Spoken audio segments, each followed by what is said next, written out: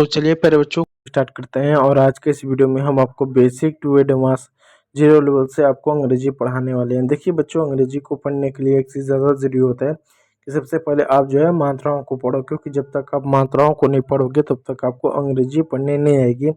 और अंग्रेजी में टोटल आपकी 5 मात्राएं होती हैं। कौन कौन सी? ए, ई, आई, ओ और यू। ये 5 मात्राएं होते हैं जिनको हम वाउल यानी हिंदी में स्वर नाम से जानते हैं। अब देखिए बच्चों, अंग्रेजी का कोई भी शब्द लीजिए, छोटा से छोटा शब्द, बड़ा से बड़ा शब्द, आपको कोई ऐसा शब्द नहीं मिलेगा जो इन 5 वावल से ना बना हो। ठीक, उसके बाद जो आपके 21 जो बच जाता है उसको हम कॉन्सोनेंट बोलते हैं। ठीक है, इस बात को ध्यान दीजिएगा। दूसरी बात आप यहाँ पे देखिएगा कि जो आपका डब्लू होता है, जो वाई होता है, इसको हम सेमी वावल कहते हैं। इनको हिंदी में हम अर्ध स्वर बोलते हैं। इनका भी प्रयोग अर्ध स्वर के रूप में किया जाता है। अब कैसा किया जाता है? देखिए, ये जो डब्लू वावल है यानी डब्लू और वाई है, ये ऐसे अर्ध स्वर है जो ना तो पूरी तरह से कॉन्सोनेंट है और ना तो पूरी तरह से वावल है, इसलिए इनको हम सेमी वावल कहते हैं। दूसरी बात ध्यान दीजिएगा बच्चों कि जो ए, ई, आई, ओ, यू है, ये इनका प्रयोग सिंगल के रूप में भी करते हैं और पेयर के रूप में भी इनका प्रयोग करते हैं। जैसे अगर मैं लिखूं रीड, तो रीड में देखिए प्यारे बच्चों ई ए यानी 2 मात्राओं का पेयर आया। मैं लिखूं चेयर, तो चेयर में देखिए प्यारे बच्चों ए आई यानी 2 मात्राओं का पेयर आया। तो टोटल ऐसे वावल ऑफ पेयर 21 बनते हैं यानी मात्राओं का पेयर। चलिए क्लास को स्टार्ट करते हैं। ठीक है, आज की इस वीडियो में अंग्रेजी की एक ही मात्रा को पढ़ने वाले हैं। क्या पढ़ेंगे? रूल नंबर 1, जब 2 कॉन्सोनेंट के बीच में ए आता है तो ए का उच्चारण ए की मात्रा के रूप में करेंगे। किसके? ए की मात्रा करेंगे। यहाँ पर टाइपिंग मिस्टेक है, ए की मात्रा कर लीजिएगा। ठीक है प्यारे बच्चों, कैसे जरा ध्यान दीजिएगा।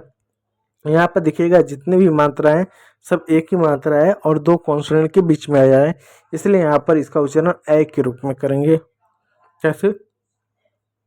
जैसे सी ए टी। अब ए क्या 2 कॉन्सोनेंट के बीच में है, इसलिए ए को ए की मात्रा पढ़ेंगे। कैसे? सी का क पढ़ेंगे, ए का ए की मात्रा पढ़ेंगे, टी का ट पढ़ेंगे। हो गया कैट, हो गया।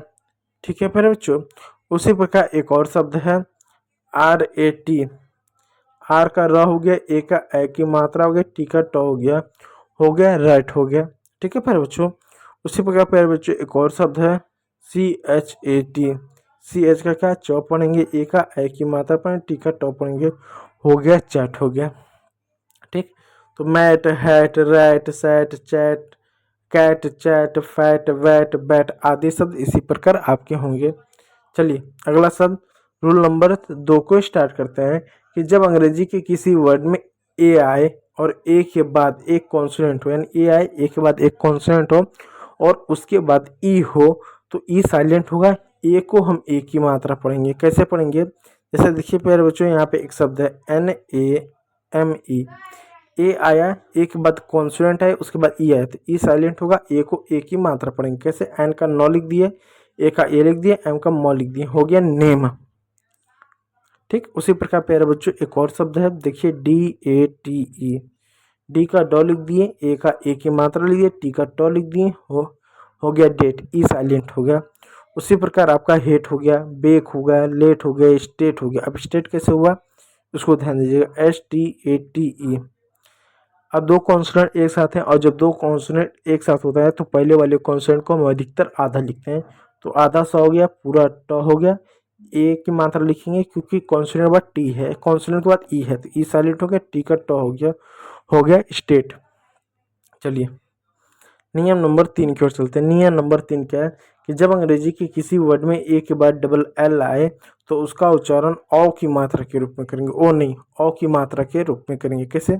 जैसे यहाँ पे एक शब्द है बी ए डबल एल, एक बार डबल एल आया तो औ का उच्चारण करेंगे। कैसे? बी का ब हो गया, ए का औ की मात्रा हुआ, डबल एल का ल हो गया बॉल। उसी प्रकार प्यारे बच्चों यहाँ पर एक और शब्द है, जैसे सी ए डबल एल, एक बार डबल एल है तो औ का उच्चारण करेंगे।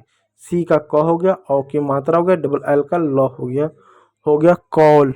उसी प्रकार प्यारे बच्चों यहाँ पे एक और शब्द है ए डबल एल, ए का औ लिख दिया, डबल एल का ल लिख दिया। अब मात्रा क्यों नहीं लिखा? क्योंकि मात्रा अक्षर पर लगता है तो शुरुआत में ये आ गया, इसलिए ऑल हो गया, फॉल हो गया, हॉल हो गया, स्टॉल हो गया, स्मॉल हो गया। क्यों स्मॉल? क्यों आधा?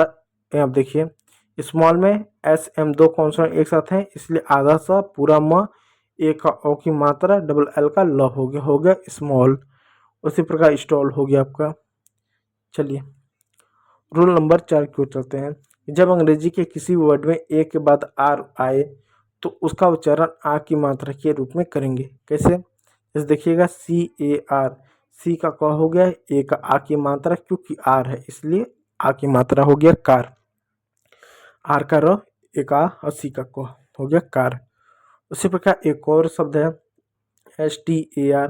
दो कॉन्सोनेंट एक साथ हैं, पहले वाले को आ दो, दूसरे वाले को पूरा। ए के बाद आर है तो ए को आ लिखेंगे, आर का र हो गया स्टार।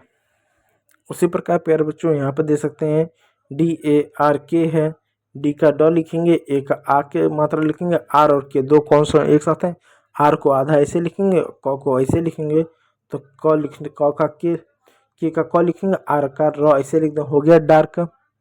ठीक है मेरे बच्चों। चलिए आगे देखते हैं नियम नंबर 5 को, कि जब अंग्रेजी के किसी भी शब्द में ए के बाद क्या हो, ST हो या SK हो तो भी ए का उच्चारण आ के रूप में किया जाता है। कैसे किया जाता है? जैसे एक शब्द है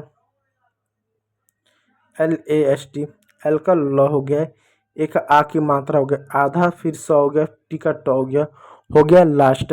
उसी प्रकार एक और शब्द हो CAST, सी का क हो गया, ए का आ की मात्रा हो, एस का स हो गया, टी का पूरा ट हो गया कास्ट।